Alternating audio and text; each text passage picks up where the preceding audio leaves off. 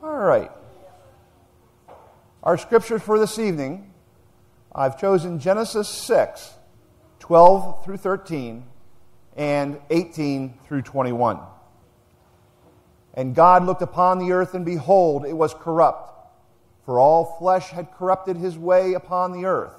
And God said unto Noah, the end of all flesh is come before me, for the earth is filled with violence through them. And behold, I will destroy them with the earth. But with thee I will establish my covenant, and thou shalt come into the ark, thou and thy sons and thy wife and thy son's wife with thee. And of every living thing of all flesh, 2 of every sort shalt thou bring into the ark, to keep them alive with thee. They shall be male and female, of fowl after their kind, and of cattle after their kind, of every creeping thing on the earth after his kind. 2 of every sort shall come unto thee, to keep them alive. And thou unto thee, and take thou unto thee of all food that is eaten, and thou shalt gather it to thee, and it shall be for food for thee and for them. Blessed are those who hear the word of the Lord and believe. I don't normally use the King James Version, so this really threw me tonight, so I apologize for that. All right.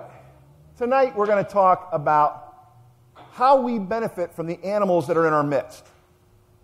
And one of the first questions I want to ask, how many here have pets? Here actually have pets. Okay. The next question I want to ask is, why were pets created? Why were pets created? Or why were animals created? I'm sorry. Why were animals created? Food. Companionship. What else? Work. Yeah. You know, animals, when we look at, for instance, for food, cattle. We get milk from the cattle. We get veal, beef, pigs. We get pork, chicken, turkeys. Of course, we can't have Thanksgiving without turkeys. Horses, believe it or not, yes, for food, because it's used. Horses are used in food. Pardon me? What was that? Sorry, Karen.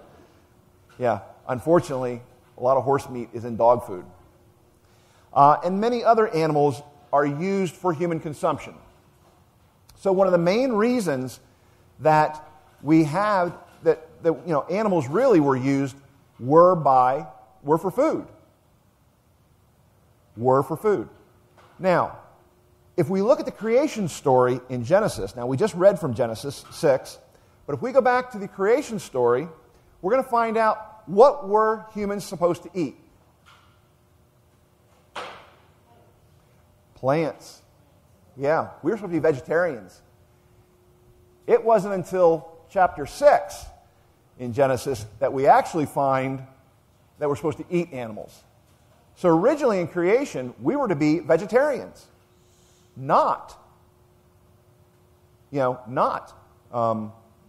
carnivores or omnivores, I should say omnivores, where we eat both plants and animals. So it's here that we see that finally meat is allowed. And there's also some theories in regards to the Bible in this, because what was also happening at this time was, later on we see what are animals used for? Sacrifice to God. So what do you do after you sacrifice an animal? You ate it. So there's a belief that once, as Genesis is being written and the establishment of the sacrifice is developed, they eventually kind of go backwards and say, okay, it's okay to eat meat. But it's used mainly from the sacrifices. One of the other responses, of course, was working. Animals, we use animals, or animals were good for in our midst for working. And if you look, of course, back in biblical days, oxen and donkeys and horses were used for war horses. I mean, they were used in battle. Roman soldiers were very good on their horses. The cavalry was extremely good. Donkeys, of course, were beasts of burden. Oxen used for plowing fields. And later on, now in the Bible, what about dogs? What about dogs in the Bible? They were scavengers. They were scavengers. They were almost like jackals. They were not thought of as a pet. They were not thought of as really having a lot. Remember Jesus says when the lady comes and says, to bless us, and she says, we don't even, even the dogs eat the crumbs from the master. Okay? And so that's, again, dogs were not looked at very highly. Possibly, yes. Yeah. It wasn't in ancient Egypt. Eventually, in ancient Egypt, dogs were looked at much higher. But for some reason, in Judaism, in Israel, we don't see that really happening. We know that in ancient Egypt, even before the Jews get to Egypt, we see the hieroglyphics and stuff of the animals, of the different animals that are highly, highly regarded. So we do see that, but we don't see it in Judaism right off the bat. So dogs weren't really, we don't see the benefit to dogs until later on. And as we go, we start seeing that dogs are first used for what? Hunting and herding. They took the place of the shepherd. They actually they assisted the shepherd. Here's where you see your first assistance dog.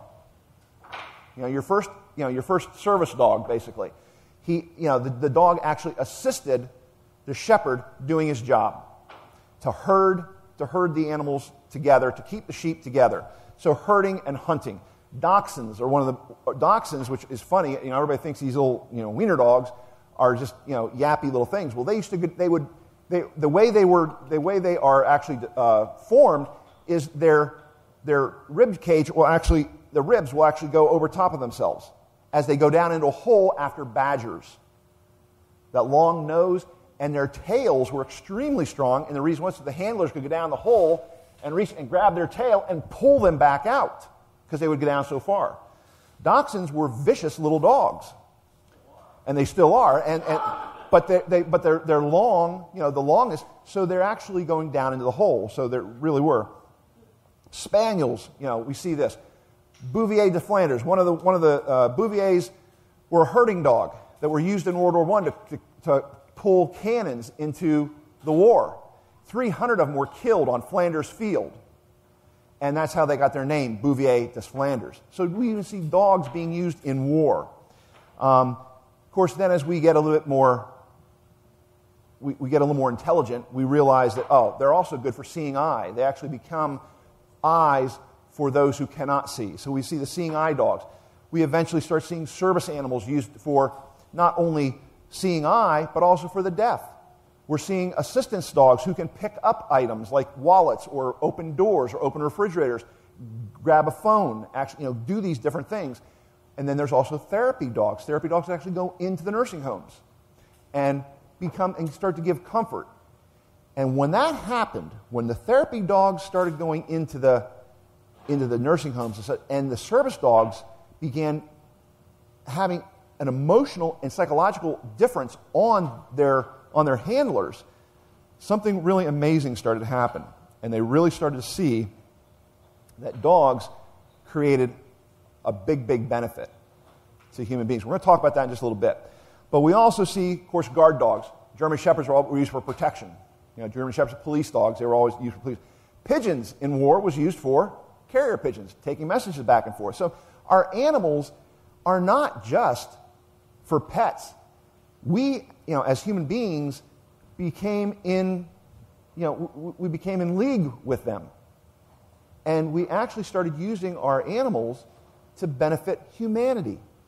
So once they started realizing that, not only are these animals benefiting and can do the work, but they have other wonderful things. They can provide unconditional love. They provide companionship. And then we started seeing domesticated animals. And now we start seeing dogs and cats, ferrets, mice, snakes, goes on and on and on in the home. And these animals are used for not only companionship, but for love and for happiness. And unfortunately, what's been happening, especially in this society in the United States, when the newness wears off, what happens? Yeah, they're disposable. So they're either left on the side of the road, they're dumped out, they're given to a friend, or they're taken down to the shelter, and they're dropped off to the shelter. And then what happens is these dogs end up not being able to get adopted out. They become overrun, the shelters become overrun, and the shelters have no alternative but to euthanize the dogs or the cats.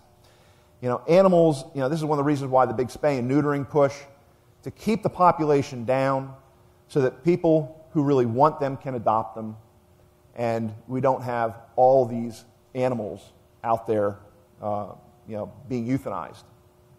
So there's a real big thing about rescuing. I mean, when you want to get a dog, people want to get these purebreds all the time and stuff.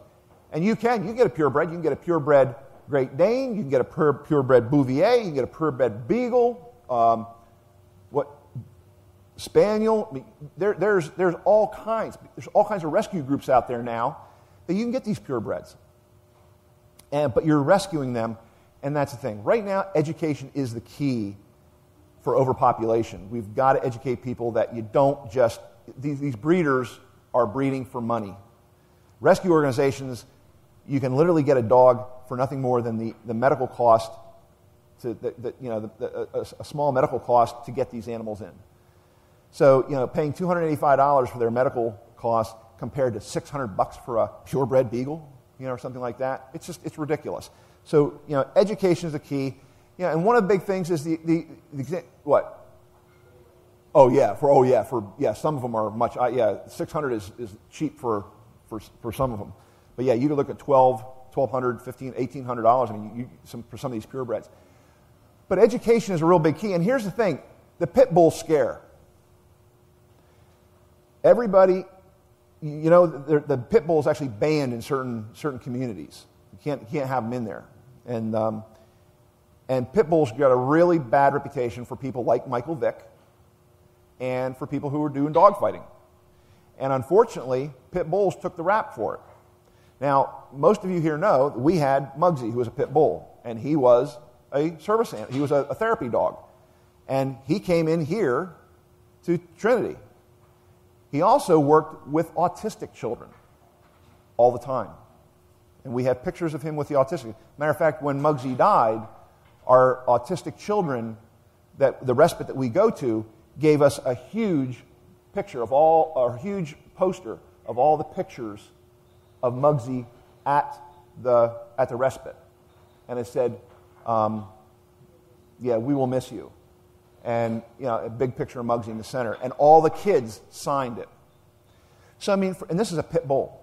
The Staffordshire pit bull. And he was loved by those kids. And now we're taking the Great Dane in. He got his first exposure to him. But here's what's really interesting about these domesticated animals, that we are just we're so willingly to throw them off to the shelter and have them euthanized. Some people are. 50% of all U.S. households have pets. 50% of all U.S. households. There are more pets in the United States than there are children. More homes. There are more homes now with children actually have pets. So there's more now. More, and if you have a child, you're almost guaranteed to have pets.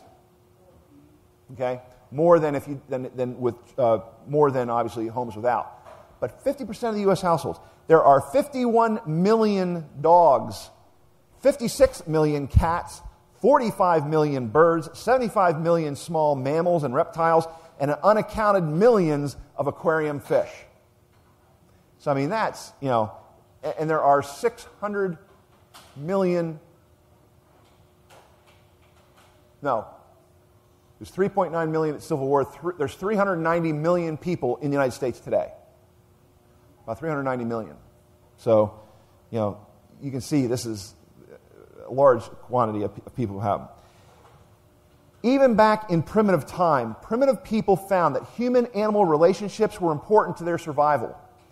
And pet keeping were very common. They found in archaeological digs that the pet keeping was very common in hunter-gatherer communities. So as far back as they can go, they can actually find that there was actually some sort of domesticated animal, probably a descendant of the wolf, in those hunter-gatherer communities. And in our own time, there's a great increase in pet ownership, mainly reflect a large urban population. Often, it's a large urban population's unsatisfied need for intimacy, for nurturing, for contact with nature. when you're living in a concrete jungle, you're living in the middle of New York City, there's a need for nature. You have no connection. So an animal or a pet gives you that little bit of nature inside your apartment. So we're seeing that. Pets who provide faithful companionship to many people also promote a psychological stability for their owners. So if you think you're a little off, get a pet. But there's also a carryover. There's a carryover in the fact there's a protection from heart disease. There's actually a protection from heart disease when you have a pet. According to the CDC, most of you all know who the CDC is, pets can decrease your blood pressure, your cholesterol levels, your triglycerides, and your feelings of loneliness. Pets can increase your opportunities for exercise and outdoor activities and opportunities for socialization. And we're going to see that in just a minute. The opportunity for socialization is really interesting when it comes to the disabled. And you're going to see that in just a minute. Older individuals benefit from pet ownership and attachment in combating depression. So for older individuals, it is wonderful for them to have a pet. Now, everyone's worried about, the pet getting underneath their feet and tripping them and so on and so forth. And of course, that certainly is. But it's a negotiable risk. Most animals will stay out of their way. I mean, as long as you have them trained. But here's the interesting part is that the benefit of pet ownership in combating depression, but now the only thing is it does not combat general illness in the older folk, except for the older persons with situations of personal stress or inadequate human support. So, if you have an elderly parent or a friend who is not depressed, okay, who's not depressed and has illnesses and health issues, the pet is not going to change that general health of the person. But if they are depressed or lonely, you can actually see an increase, or actually see them not deteriorate as quickly. So there is a real thing. Bereaved individuals, bereaved persons without a close family support system. That's really important. Significant health benefits to human-animal interactions in the general population of older person may be limited to persons with special risk, who are at special risk circumstances. So people who are lonely, people who are depressed, who are isolated. These are at-risk people who, in fact, could benefit greatly from a pet. Here's something else I wanted to also bring up was right here on Channel 69 just recently had two articles about the health benefits of dogs and pets. So this is not just something that is, an old thing that we're rehashing. This is brand new. I mean, this is new, up-to-date scientific findings that there is some real significance here and differences. So one is out of London, and the other is some medical research that they found out of the University of Missouri, and some really interesting stuff. I'll leave it up here for anybody who would like to look at it on their way out or after service. But you can go on 69's website and find it there. Logan, shh. Also, companion dogs for disabled. Companion dogs, now this is companion dogs for disabled, not service dogs. Companion dogs provide wheelchair patients with a source of social stimulation that is typically more constant and reliable than human companions. Now, what does that say? Did you hear that? Companion dogs provide wheelchair patients with a source of social stimulation that is typically more constant and reliable than most human companions, including spouses, siblings, or therapists. Our dogs are more consistent in loving us than we are for each other. That's unbelievable. And it's sad. It's just sad. And in addition, a number of studies have demonstrated that the presence of a companion dog serves to increase the quantity and quality of attention directed toward the disabled person by both familiar individuals and strangers. It's called the magnet effect. How many of you have seen seeing eye dogs or seeing therapy dogs or seeing service dogs, and what's the first thing you want to do? And why do you think they wear their vest? To say, don't pet me, I'm working.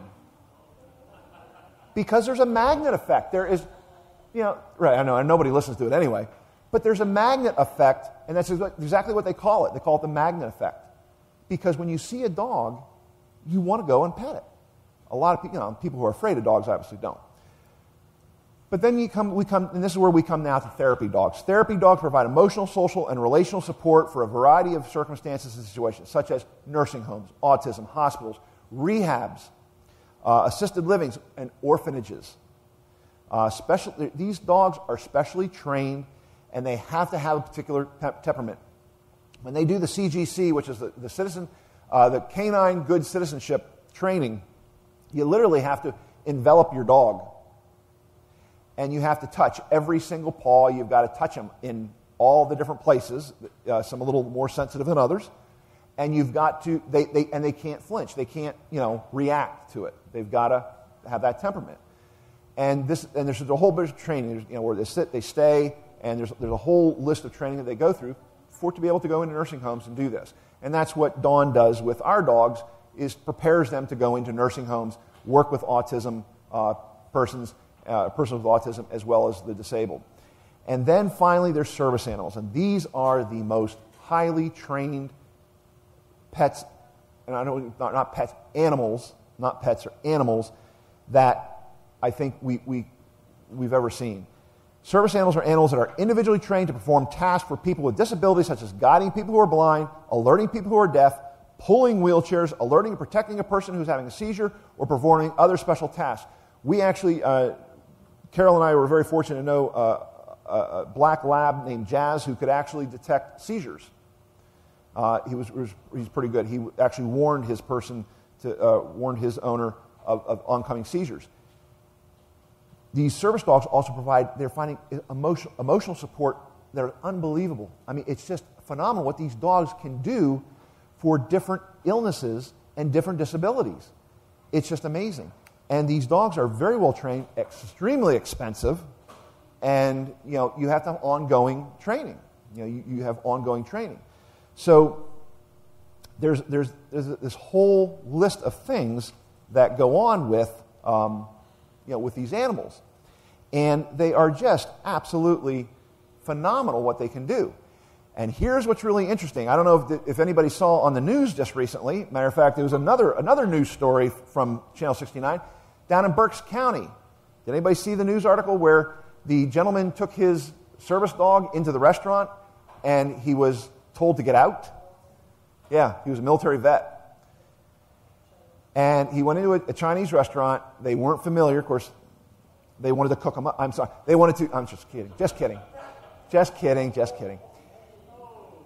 The owner was very concerned because she knew that the dog would come in, but she was really worried about this. But there was a buffet bar, and when he took the dog with him to go to the buffet bar, she was so afraid that he would jump up and contaminate the food, and people would complain. So she said, "No, you have to tie the dog to the table, and you can't take him up with you." Well, he needs it for balance. So obviously, police were called. The owner was cited and given a citation for violating the Americans with Disabilities Act. And here are some of the things I want to read you regarding the Americans with Disabilities Act and these businesses. And then I'm going to have Carol tell us a little bit about. Carol actually worked as an advocate for the disabled, and you actually were able to certify construction projects as well. Would go into businesses could actually hire her to come in and say, what do I need to do to be ADA qualified?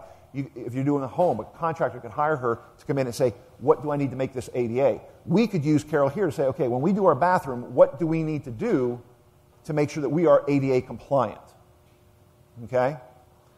So she got the training, was actually certified for that. But this is what businesses that serve the public must allow people with disabilities to enter with their service animal. Number one, businesses may ask the animal is a service animal or ask the task that the animal are trained to perform.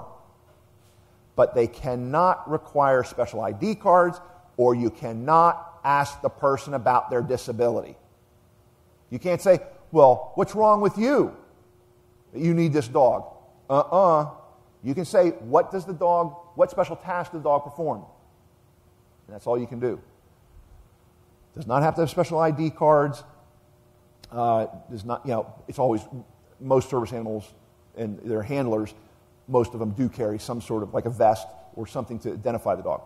People with disabilities who use service animals cannot be charged extra fees. They cannot be isolated from other patrons. They cannot be treated less favorably than other patrons. However, if a business such as a hotel normally charges guests for damage that's caused, then certainly the disabled person can be charged for anything that their service animal might do as damage. Have an accident, chew something, but service animals don't normally do that if they're real service animals. But hey, they can always have a bad off day. Persons with disabilities cannot be asked to remove their service animal from the premises unless service animal is out of control or the animal's owner does not take effective action to control it. For example, dogs barking repeatedly during a movie. Okay, movie has every right to go say you're disrupting everybody else. Or if the animal poses a direct threat to the health or safety of others. Okay. In these cases, the businesses should give the person with a disability the option to obtain goods and services without having the animal on the premises. Businesses that sell, prepare food must allow service animals in public areas, even if state and local health codes prohibit animals on the premises. Business is not required to provide care or food for a service animal or provide a special location for it to relieve itself. So they don't have to, provide a special place for it to go to the bathroom or even provide any food for the dog. That's not, or the animal. Allergies, fear of animals are generally not valid reasons for denying access or refusing service to people with service animals. Just because you're afraid of a dog or you have an allergy to a dog does not mean that you cannot allow that dog into your business. Now, service animals, like I said, can be very expensive and they do have extensive training. And the Americans with Disability Act, like I said, covers a whole host, not only the service animals, but a whole host of other things. All the sidewalks and stuff that we're seeing. And I'd like to ask Carol, if you wouldn't mind, just speaking a little bit about, in general, the American with Disabilities Act and the wide. It covers a lot of stuff. So, we could spend a week just on the American with Disabilities Act. It is that extensive. But just some of the general things that we may not be aware of in regards to the American with Disabilities Act. Dogs are pretty much, like Pastor Steve said, allowed to go anywhere that the person is allowed to go, anywhere in public, except into surgery, which is sterile, of course, and the food prep area of a restaurant. They're not allowed to go there for obvious reasons. And they come, obviously, I get this all the time. I never knew a service dog could be that small. Right. I get that all the time. They can come at any size, any breed. They don't even have to be a purebred. She actually came from the Humane Society. I adopted her when she was 2 from the Humane Society as a pet. And then I was out hiking one day, and I passed out. And we were up at Jacobsburg State Park, and some bikers rode by, and she ran up to them and started sounding like a Lassie episode here. She ran up to the bikers and started barking at them, and then she turned around, she came back to me, and they were like, why is this dog, just running around, and where's the owner? So they decided to turn around and come back and check things out, and unfortunately she didn't let the EMTs near me once they came. But she's very protective of me. But anyway, that's when we realized, hey, I think she could make a good service dog. So that's how she became one. She actually started, feel good girl, started out as a pet. I was going to say, there was something else I was going to say. There is, with housing, there's a little bit of difference with housing, not much with the ADA. But again, even if the building has a no pet policy, I still can go and live into an apartment building with her. They're not considered pets. They're considered a service animal, so they don't fall under the pet policy. Right. And of course, most of you know, you've seen the curb cuts and everything else, and the ramps and the buildings and so on and so forth, trying to make buildings as accessible as possible. We here are also doing what's called the open and affirming process, and part of that process is not just the LGBT issue.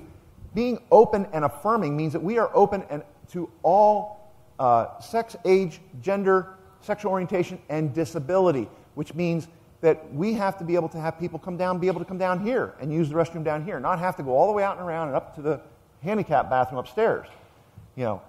So in order for us to be open and affirming, we want to make sure that we can have a ramp that comes down in here, and that the bathroom is handicapped accessible. So when we get ready to do that, which is going to be very shortly, we'll be getting with Carol and doing that. And that's part of this. The ADA is making things accessible so that the handicapped are not separated from the rest of society. It's just not appropriate. So thank you very much. Go ahead. That's a good point. Churches aren't covered under the ADA. Right. So it's really, really nice when you find a church that is so open about accepting people with disabilities and trying to make it accommodating for them. Great. So. Yes, Dale.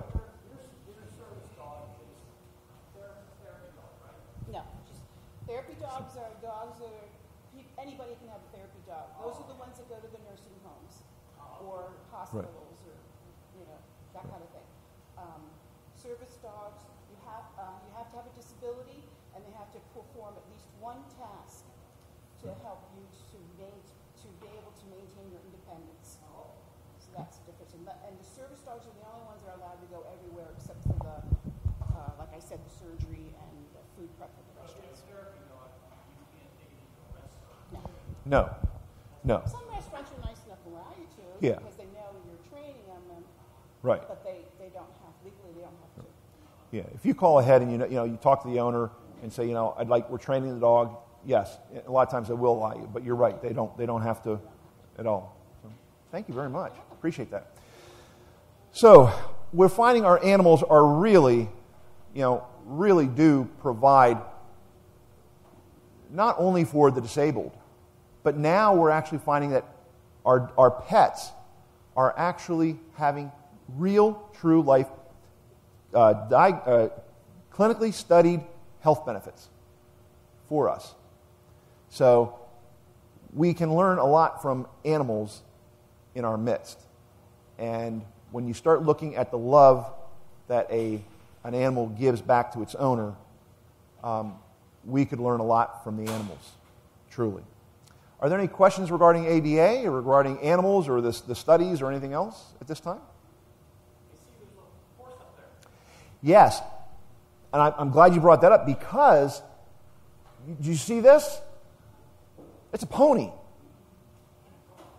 This is actually in a bus. This is in a bus. This pony is actually a service animal, believe it or not. It provides. And the other thing, Great Danes, another one is Great Danes are used for Parkinson's. Anybody know how? Parkinson's people freeze. So what the Great Dane does is steps on their foot. And because of their weight, they step on the foot and it actually sends a neurological signal, and it breaks the feedback loop that's going on, and then the person can continue moving.